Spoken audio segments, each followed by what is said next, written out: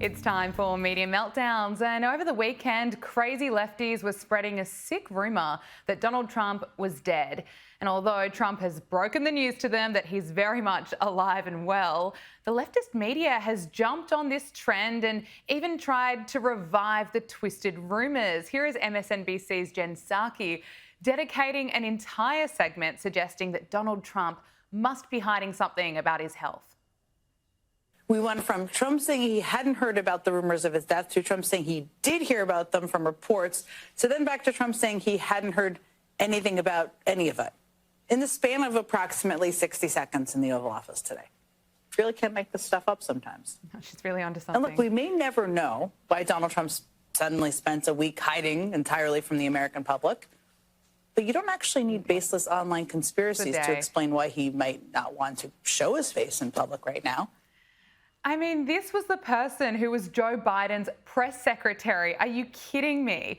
Last week, Donald Trump broke a record for presiding over a marathon cabinet meeting. It was all televised for more than 3 hours. He was out of the spotlight for a day. And the leftist media, well, they need something to talk about, don't they? So they are just running with what these deranged lefties are suggesting on TikTok. But it's not just MSNBC. Here is journalist Chuck Todd running with this as well. He's clearly hiding something about his health. Oh, clearly. Right? We are not getting, there's two things going on here. One is there's visible signs he's got some health issues. Now, they appear to be old people health issues, right? Particularly for old people that are out of shape and don't take care of themselves. So he's got the what looks like the COPD issue maybe, or at least stuff that could be related to that. It appears the bruising on his hands, that's likely a side effect of a medication he may be taking in order to a blood thinner. And if you think the media couldn't be more of a joke, this is a real headline from Politico. Trump denies he's dead. Yes, he's denying it. Is he, isn't he? Well, he's denying it. Excellent journalism, Politico. Now let's turn to CNN and its coverage of China's largest ever military parade, where Xi Jinping, Kim Jong-un, Vladimir Putin and former Victorian Premier Daniel Andrews gathered, and just watch how impressed CNN seems to be. Now we're being treated to scenes of uniformed soldiers with helmets, jogging alongside tanks and other military vehicles and jumping into them. We're seeing drones on display, and they will be part of the parade that is at hand here. It says so much just to be able to see these images. I mean, it's a pretty striking show of force just to see them all standing side by side watching this play out. Caitlin Collins. Look, pretty positive assessment. Surely that's how CNN would cover America's military parade. This is their coverage from earlier in the year. But we want to do it because he has to feed his inner image monster. He said it himself. He wants. Maybe he. Are you guys thinks of against the himself as a military movie parade? maker. Love the military. $100 million on I don't think it's called You cannot be cutting tens of thousands of federal workers at the same time you say we're going to waste money on a military parade. Why is it wasteful? It is wasteful. Why? It is what do we need to show off our military for? Joining us now is political analyst Professor Joe Siracusa. Joe Siracusa, thank you for your time. Let's start with China's largest ever military parade. We saw former Victorian Premier Daniel Andrews. He was there at Tiananmen Square smiling alongside Iran's president, Chinese President Xi Jinping, Russian President Vladimir Putin, North Korean dictator Kim Jong-un. And let's just take a look at this parade.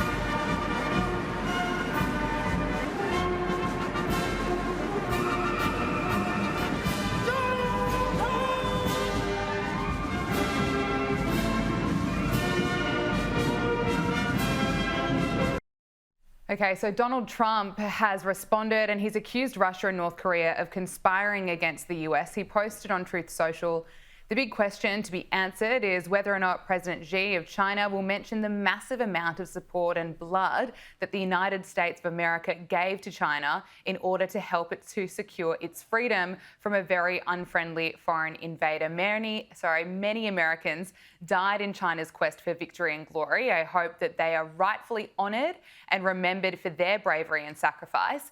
May President Xi and the wonderful people of China have a great and lasting day of celebration. Please give my warmest regards to Vladimir Putin and Kim Jong-un as you conspire against the United States of America. President Donald J. Trump. Joe, what do you make of this response?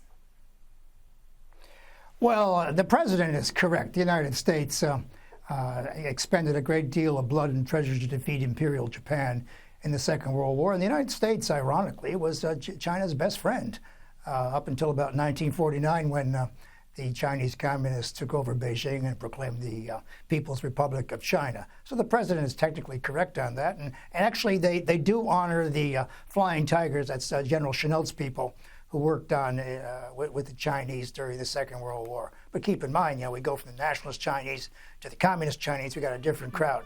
Now, look, let me say something about this parade.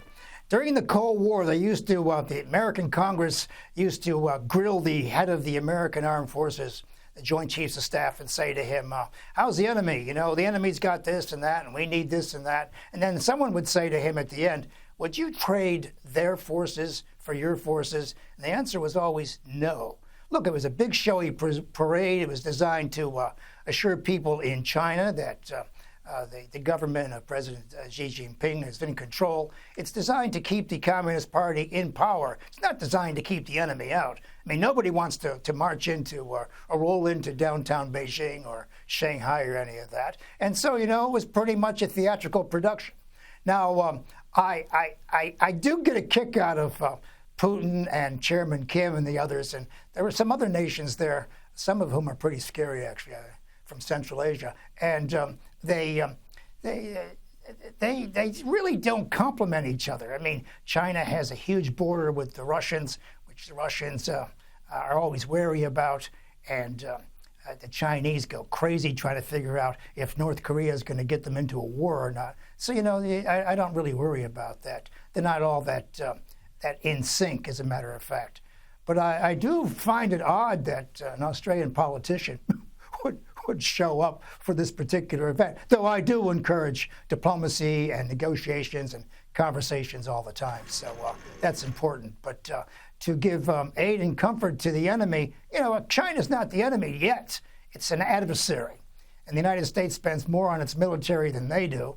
And, frankly, you want a show of force? Well, how about a B-2 over Tehran? I mean, that's a show of force. Otherwise, this is pretty flashy. And it's fun to watch. I mean, Gabriella, who doesn't like a parade? You say it's odd that Daniel Andrews was there. Is it a little bit more than that? Well, look, when I talk a lot on Chinese in Chinese media, which I don't get paid. And I got a phone call once from some real scary people in Canberra asking me whether I got paid for it. The answer is no. I don't get paid to talk to Chinese or Russian media or people in Istanbul or anything else. I mean, that's the whole deal of being an academic. And, maybe he's in violation of the benefit or the Foreign Interference Act. I mean, I don't know. I mean, the idea of being in the back row there with some of the world's great dictators. And by the way, that front row has got a guy there who is indicted for war crimes. I mean, it's not a very classy crowd. So, Andrews ought to pick his friends more carefully. We'll see. I thank you for your assessment, but I mean, what message does this military parade really send? Do you have concerns, I suppose, for the West seeing all those world leaders together? Well, yeah, I mean, it looks like they're together. And look, the Chinese have a massive military to match their place in the world in terms of their economy. There are top-down armed forces. That is, if they lose their command and control people, the place would just fall apart. Keep in mind, the last time the Chinese fought was with the Vietnamese in 1979. As I recall, the North Vietnamese gave them a real beating. So, they're not really they're not tested. So it's not that scary a thing. They look good. They look pretty good. And I'm not sure how much of that stuff is operational. But look, the Chinese are are poised not to take over the world, but to throw their weight around. And, we can't keep them out of Taiwan. One day they're just going to march in, and that's the end of that story. I'm more worried about how they feel about freedom of navigation in the South China Sea and things like that. I mean, when they start running up against the U.S. Navy, that's going to be a different story. I mean, there are points of conflict there. But I think at the end of the day, the Communist Party, which has 100 million people in China, trying to keep 1.4 billion people down, and it's, at the end of the day, it's run by about 3 people, including Xi at the top. I mean, they're always worried about the end of their time. The Chinese, they're obsessed about what happened to Moscow-dominated communism. They spent billions of dollars trying to figure out what happened to the Soviet Union in 1991. So they blamed it on bureaucracy and corruption and things like that. They just don't want to go that way. And they've been going now for about 73, 74 years. And that's the life span of a Communist Party, by the way. So, they're worried about that. But I think Xi has parades like that in order to show the Chinese people that he's in control, that he's on the world stage. And I listened very carefully to the English translation of his speeches. He's talking about peaceful coexistence. Well, that's okay with me. He's not interested in landing Marines in too many places, but he wants to throw his weight around, and he wants a military that matches his economic impact. I mean, half the world is in debt to the Chinese in terms of trade balances. And so, he wants a military that sort of matches China's economic strength. Is it poised to go out and conquer the world? Not yet. I mean, I wouldn't worry about it. But look, it's very impressive, and they've come a long way in the last 20 years. Let's talk about Putin. Vladimir Putin has vowed to fight on in Ukraine despite Trump's efforts to pursue peace. In a speech during his trip to China, Putin claimed that he is willing to meet with Zelensky if Zelensky comes to Moscow.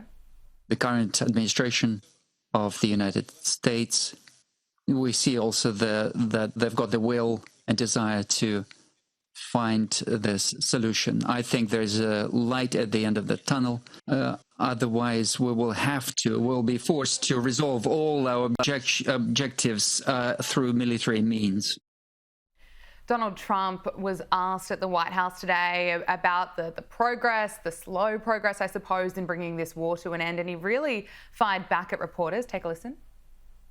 You expressed many times your frustration and disappointment with Putin, but there's no action since you took your office. How do you know there's no action? But really? Wait. Who are you with? I'm with the Polish radio. Okay. How do you know there's no action? Would you say that putting secondary sanctions on India, the largest purchaser outside of China, they're almost equal, would you say there was no action? That cost hundreds of billions of dollars to Russia. You call that no action? And I haven't done phase 2 yet or phase 3. But when you say there's no action, I think you ought to get yourself a new job. Because if you remember, 2 weeks ago I said, if India buys, India's got big problems. And that's what happened. So don't tell me about that. The White House confirms that Trump will call Zelensky today to discuss the war. Joe Siracusa, can I get your assessment of where things are at the moment?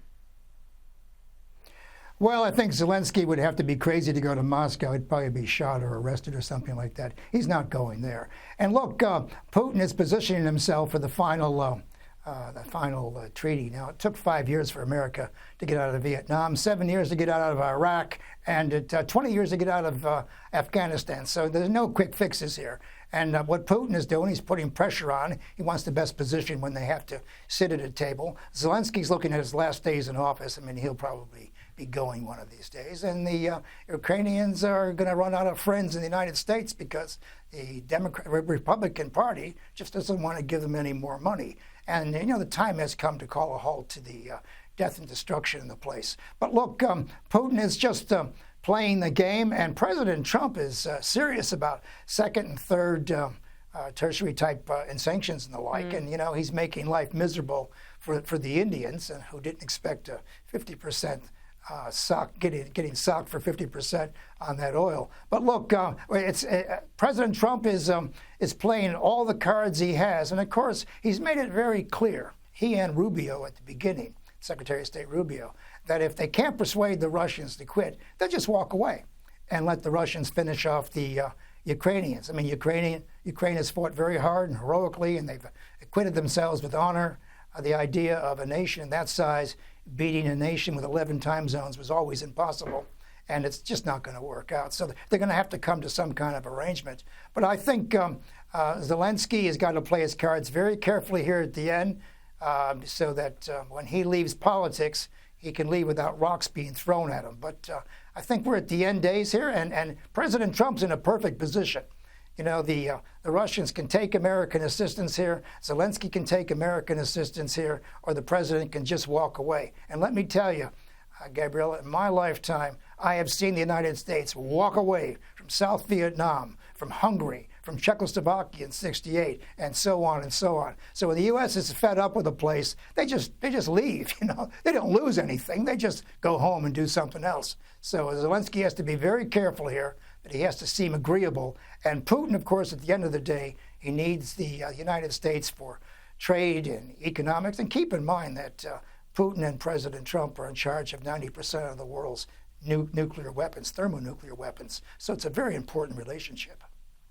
Let's turn to the crisis in the Middle East, or the conflict, I should say. Trump has warned Hamas to give back all 20 hostages in order to bring an end to the war in Gaza. He wrote, "Tell Hamas to immediately give back all 20 hostages, not 2 or 5 or 7, and things will change rapidly. It will end." He, of course, posted this on his social media network, Truth Social.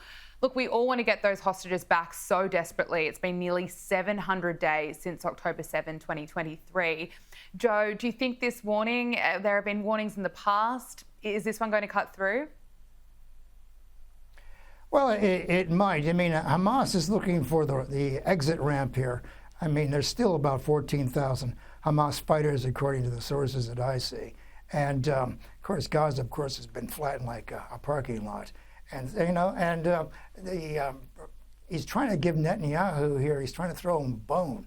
If he can get those hostages out of there, that will satisfy his critics. And keep in mind that there are a lot of people in Israel who are very angry with Netanyahu for the length of the war and what they're being asked to do right now. And the thing that keeps them all together is, what about the hostages? Is it 20, 30, 40? I mean, how many dead bodies do they have around? And the 20 who are supposedly alive, you know, they're probably at the end of their tether. And of course, it's very clear to me in the early days of the attack, the Hamas attack on Israel and the Israeli response, that the Israelis probably were going to give up the hostages. That is, they were going to factor them into their own death count, because you can't not defeat Hamas for 20, 30, 40 people. I mean, that would sort of subtract from the actual victory. You know, at the end of the day, the Israelis have won this, and they've won it very well. The problem is you know, they're on the verge of losing the peace. That is, no one's going to believe what got them going in the first place. And of course, if Netanyahu doesn't survive, his government doesn't survive this war, then it means nothing to them. So, you know, we've come to the point now where we're trying to make some meaning here. We need a narrative at the end, and it would really be great if Hamas just did something important, noble right now, and that's how likely is that? And said this. Really, how likely is it that Hamas will do something noble? Between zero and Buckley's, they're not going to do anything like that. There might be someone at the end there who sees, like the Syrian guy who wound up as the terrorist who wound up as the head of Syria, somebody who's looking for a little bit of an exit strategy here to look, I don't mean great, but statesman-like, you know. Well, you know, we have to give up the hostages because we're at the end of our tether, and it's, you know, that kind of thing. But Hamas has played this very badly. Look, these are gangsters. And, you know, the problem with the Israelis from day one is they haven't been engaged in a war. They've been fighting people who are home invaders. These guys just are criminals. And the idea of treating them like military people is a bit of a joke. But, you know, at the end of the day, you got to deal with somebody. And so, you know, there's no one left to deal with. And there are people in America and other places in Israel who want those hostages back. As I say, I doubt many of them are still alive. If they are, Gabriella, they're in very bad shape. No, it's absolutely heartbreaking. Look, finally, I want to ask you about what is happening in the United States. And Trump says that he will be sending the National Guard to Chicago to tackle crime, while, of course, Illinois Governor J.B. Pritzker and other state leaders remain adamant that National Guard troops are not welcome in Chicago. Here's Chicago Mayor Brandon Johnson arguing against why the National Guard should not be brought in, and also claims that shootings, well, they're just going to continue. shootings will continue as long as this presidential administration continues to put politics over people. Joe, what are your thoughts on what's been happening over there? Well, look, that mayor, Brandon Johnson, is one of the most unpopular people on the planet Earth. He's got an approval rating of about 23. And, you know, I got a beef to pick here, Gabriella. I was born and raised in Chicago. And we've had very high homicide counts. When I was born, there were 1944, there were 244 deaths in Chicago. There are 253 so far this year. But, you know, when I was a kid, the people who died were, it was gang wars, you know, like the Valentine's Day Massacre and the occasional crazy serial killer. But today, what we're talking about, what happened, you know, over the weekend, I think 64 were wounded and 7 or 8 were murdered. These are drive-by shootings. These are just people who are out of control. And keep in mind here, when we're talking about Chicago, we're talking about 2.7 million people in 77 neighborhoods. Greater Chicago is 9.7 million people. So we're just talking about the South Side and the West Side. And, you know, these places have been taken over by drug warfare and gangs. And just watch a Spike Lee movie or two to get the idea of what's going on.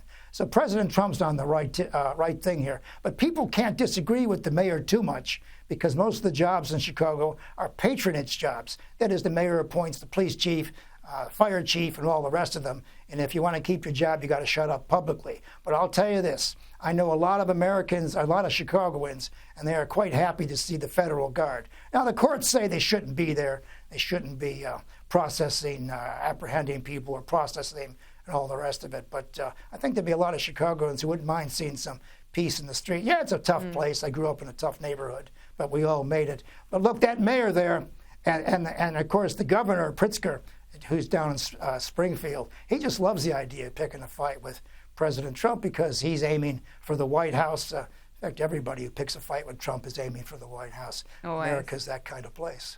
It is. Professor Joe Siracusa, thank you so much for your time. Lovely to speak with you. Okay, thank you.